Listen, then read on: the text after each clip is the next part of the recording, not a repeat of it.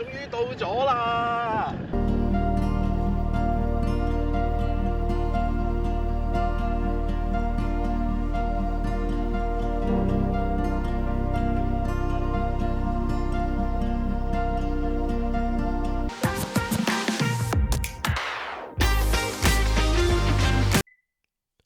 ！Hello，大家好，又有邊個啊？哇！呢段片真係有啲歷史啊！我剪片嘅時候呢，睇翻啲記錄呢，都講緊成2年前㗎啦。咁就係2023年6月份嘅時候啦。咁當時呢，我就同陳小姐呢去咗英國嘅北部蘇格蘭嘅一段好出名嘅 road trip 嘅路段啦。咁就係 North Coast 500或者我哋叫 NC 500啦。咁呢段路呢，其實呢就係由蘇格蘭嘅北部嘅東北面啊，一路沿住海岸線咧，就行到去西面落翻嚟嘅。咁中間咧，其實係有好多唔同好靚嘅景點嘅。咁不過咧，因為我哋淨係得3日時間，咁一個 long weekend 嘅時候去啦。咁所以我哋主攻咧，其實係一個地方，我哋好想去嘅，一直都諗咗好耐㗎啦。咁所以咧，今次呢段片咧，其實主要就係 share 下少少我哋喺NC 500嘅住宿啦，同埋我好想去嘅嗰一個點嗰度。咁就事不宜遲啦，睇片啦！哇，好啦，揸咗4個幾個鐘頭車呢，我哋終於嚟到我哋嘅第一站。咁今日呢，我哋就會呢喺呢一個 port 裏面呢過一晚嘅。咁樣就係呢個地方，我哋係喺Glasgow 同埋 Inverness 嘅中間點。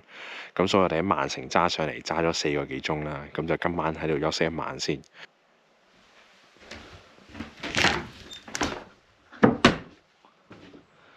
早晨啊！哇，瞓咗一晚，咁啊，今朝個景呢係好靚嘅。雖然係陰天啦，咁但係呢，就好似呢喺個世外桃源咁樣啦，好似冇晒啲煩惱咁樣。今朝起身嘅時候呢，見到呢度呢有啲鹿喺度跑過，咁啊後面係個山啦。嗱，咁我哋琴晚瞓嘅呢，就係呢一個 port 裏面。咁啊，其實佢係淨係俾咗幾張床墊你嘅啫，咁啊要自己準備床單啦、被啦同埋枕頭嘅。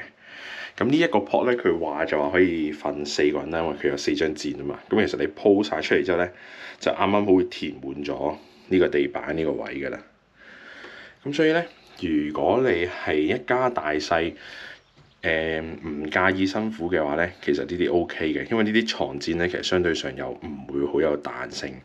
其實琴晚瞓落係有丁多辛苦嘅，咁所以如果你話同老人家嚟咧，呢啲體驗咧就未必啱大家啦。咁啊，同大家睇下個環境先。咁其實咧，如果一早嚟咧，佢準備咗啲燒烤爐嘅，其實可以喺呢度 barbecue 啦。咁啊有台，所以喺度燒嘢食各樣都 OK 嘅。咁不過我哋琴日好夜先到，我哋琴日都成10點幾，因為放工就揸車過嚟啦，咁所以就都冇機會可以喺呢度燒嘢食。咁佢呢個地方呢，佢就會有幾個呢啲 port 啦，咁啊1、2、3、4，同埋嗰邊呢就會有個大啲嘅，就會係俾多啲人住嘅可以。咁佢呢個地方呢，佢就瞓就係淨係瞓㗎啦。咁洗手間啊各樣嗰啲呢，咁就喺另外一邊嘅。其實佢呢度就係嗰個 host 嗰個屋企嚟嘅。咁所以佢呢度呢，佢就會有一啲設施呢，係俾人沖涼啦，或者係準備早餐嗰啲嘅。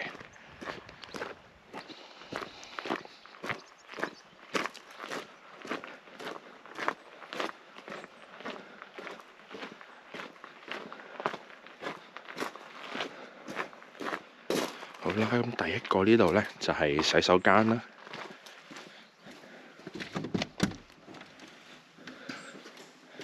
咁佢就會有分類似啦，咁環境都幾乾淨企理嘅。咁跟住呢邊就係男廁啦。咁同埋仲會有2個沖涼嘅地方嘅。然後呢度係俾人沖涼用嘅。呢度應該係去返人哋屋企嗰邊。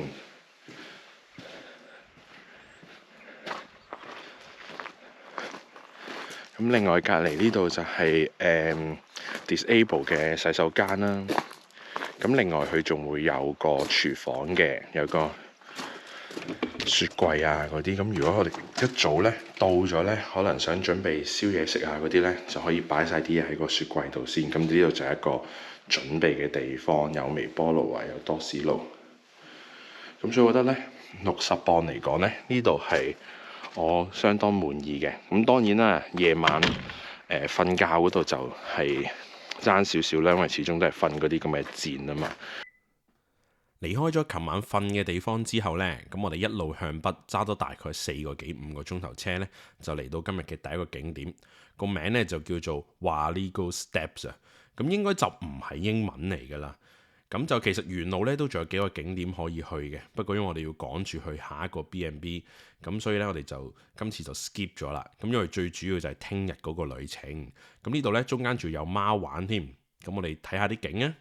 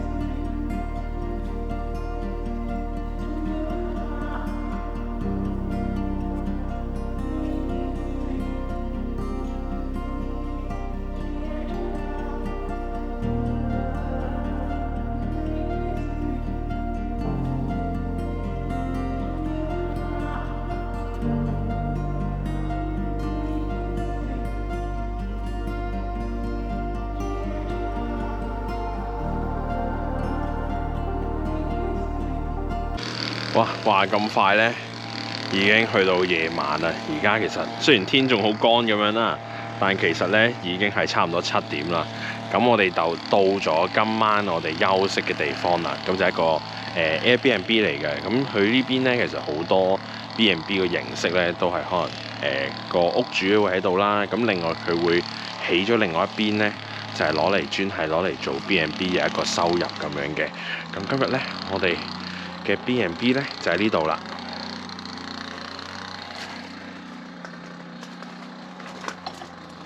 咁呢度會有一個花園啦，環境真係好正啊！佢呢個花園係俾我哋喺呢度住嘅，今日都。咁我哋可以用呢一個花園。頭先我哋已經入去望咗一轉㗎啦，其實。咁我同陳小姐呢都好鍾意呢個 B&B 喎。咁其實好簡單一個 studio 啦，咁就梳化啊、電視啊、飯台呢啲都有晒嘅。咁今晚我哋就係瞓喺呢度啦。雖然呢唔算好大，但係就樣樣都有齊咁樣咯，同埋環境都好企理。呢度就係洗手間同埋沖涼嘅地方啦。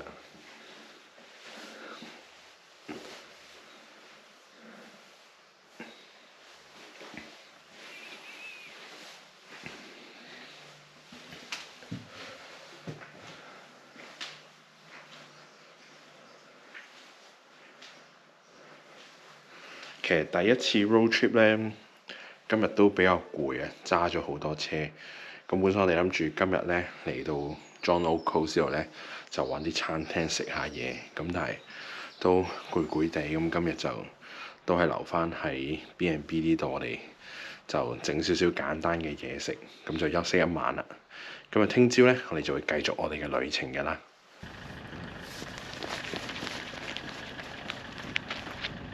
終於到咗啦！成個旅程呢，最重要嘅呢，我就係呢想去呢一個地方啦。咁呢度呢，就係英國嘅最北點啦。呢個係 the most northerly point of mainland Britain。咁呢個就係英國呢個最主要嘅島呢，大英嗰個群島裏面呢，最北嗰一點啦。終於到咗啦！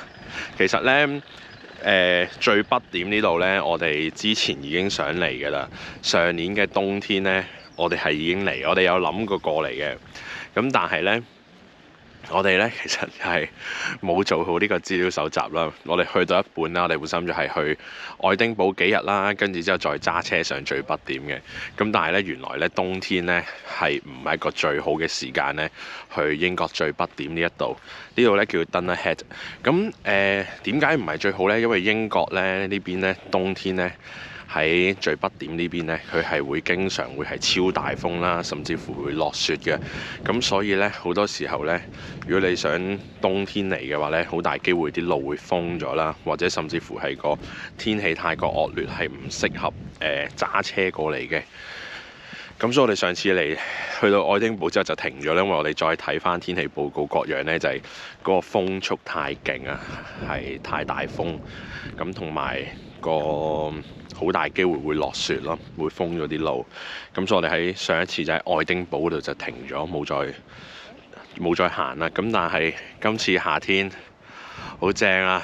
呢度就係最北點啦。哇！呢度望住全部都係海嚟㗎。喺曼城住咗咁耐呢，真係好耐冇見過海啦。真係好想跳落去游水啊！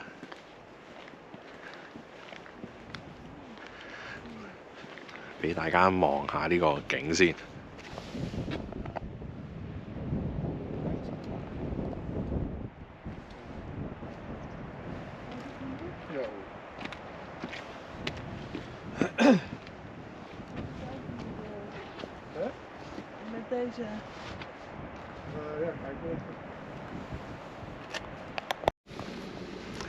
跟住呢，啱啱呢，有個本地人聽到我哋傾偈呢，知道我哋第一次嚟呢，咁佢專登呢走上嚟同我哋講呢，話俾我哋知呢，究竟呢一度最北點呢度呢，有邊啲地方可以去睇啦。咁佢介紹咗我哋幾個地方嘅，咁我哋而家行過去。呢邊啲人真係好 nice 啊！佢哋會主動過嚟幫手，話俾你知邊啲地方好行啊，有啲咩景點好睇啊。咁佢而家就話咧，呢度行上去呢，沿路呢，我嘅背後呢度啦，沿路行上去呢，咁就會有一個360度嘅景觀可以睇景啦。咁另外呢，仲有一個呢，就係喺個海岸線可以睇嗰隻雀啊，嗰隻 puffin 啊。puffin 呢隻雀呢，我都唔知中文係咩，但係呢，之前呢，我最主要見到佢呢，就係一啲卡通片裏面，我都未試過見過真實嗰個樣。咁所以今次希望去呢度呢，可以睇到啦。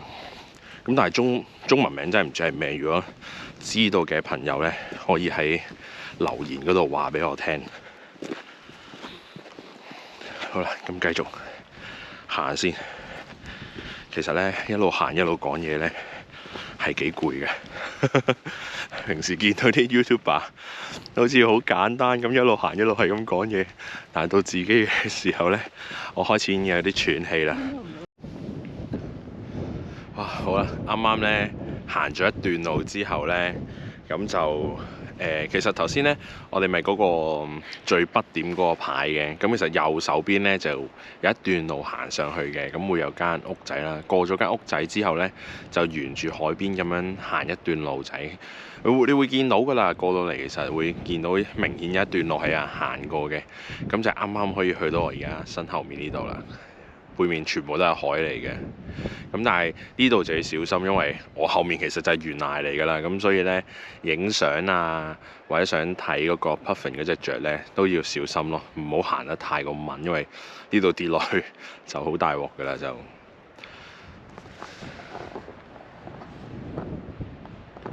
呢度我伸出去呢，其實就已經係懸崖嚟㗎啦。咁所以喺呢度影相要小心咯，因為有時如果係驚呢度會比較大風，咁所以唔好企太出，要俾翻少少安全距離俾自己。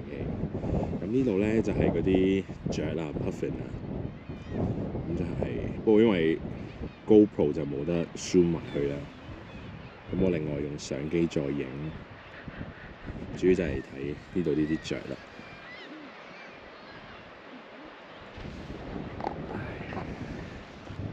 好正啊！呢度沿住呢度全部都係海嚟嘅。今次呢個旅程呢一個點呢，就係景點呢，就係我哋最重要、最重要、一定要嚟嘅其中一個景點嚟嘅。咁喺英國嘅目標，其中一個目標啦，已經達成咗啦，就去咗英國嘅最北點。咁嚟緊呢，睇下可能未必係今年啦，應該可能係下年啦。咁就想去英國嘅最南嗰一點。咁就去咗最北，如果去埋最南，咁就呢個係喺英國我哋嘅去即係 travel 英國嘅其中一個我哋嘅目標啦，我哋好想去到嘅。咁另外仲有就係想去勻晒咁多支英超球隊嘅主場，咁但係呢個需要少少時間，暫時最多就係去曼聯、奧脫福啦，同埋曼城嗰個主場經過啦。咁希望之後呢，可以就到時間，就可以去埋呢其他嘅球場嗰度，可以去，未必一定係入去睇波嘅，但係可能可以去嗰度影下相，到此一遊一下啦。咁今日 Day 2嘅第一個景點呢，就係呢度啦，好正。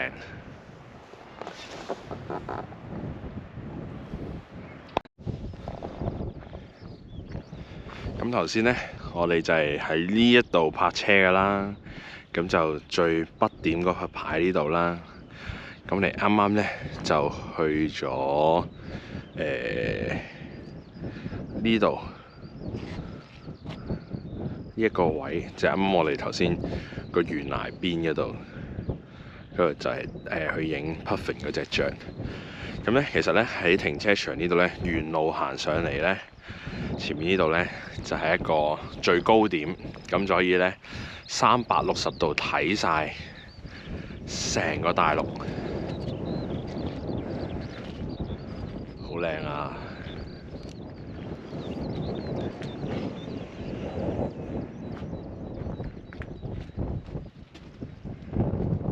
呢幾日真係好好彩，好難得係咁好天，咁就可以望晒呢個景點360度啦。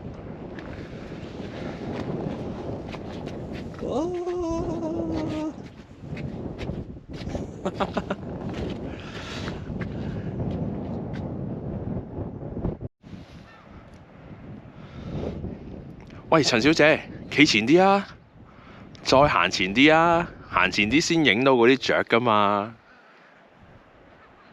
而家呢，企喺呢個懸崖嗰度呢，我諗起嗰張咪咪圖啊，拱人落去個山崖嗰度嗰個咪咪圖。咁我而家就要拱陳小姐落去。